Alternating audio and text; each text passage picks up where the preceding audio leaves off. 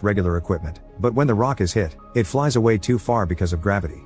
The boys don't understand the concept of running through the bases, and a disappointed Addison decides to have a moment alone. Feeling nostalgic about her old home, she reaches up as if she could hold Earth in her hand, almost in tears.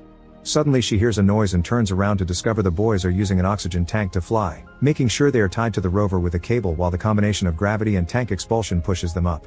Addison thinks this is a dangerous idea that wastes oxygen, but Dylan convinces her to join by implying she's a coward. Soon everyone is playing together, taking turns to see who can go higher.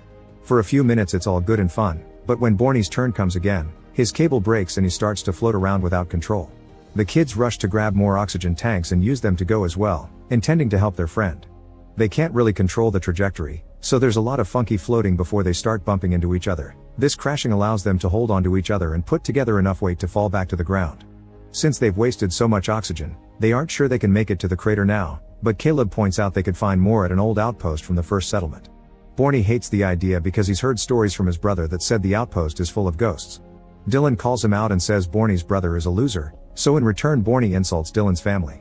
This triggers a fight that Marcus tries to stop, yet he gets involved instead. In the middle of all the screaming, Caleb yells and reminds them this isn't the way to spend their last days together. The boys apologize to each other and reconcile. When they finally arrive at the outpost, the inside is in total darkness. As the group makes their way through a corridor, they suddenly see some human shapes and scream in fear, but when they turn on the lights they realize it's only a bunch of mannequins. Addison notices this isn't an outpost, it's a house that was supposed to serve as a sample of what they would build for the colonization of the moon. As they look around, Dylan shares with Addison the fact his dad ran away from everything, explaining Borny's comments. Caleb sees a mannequin and can't help thinking of his own father, remembering the time he would share stories about his mom.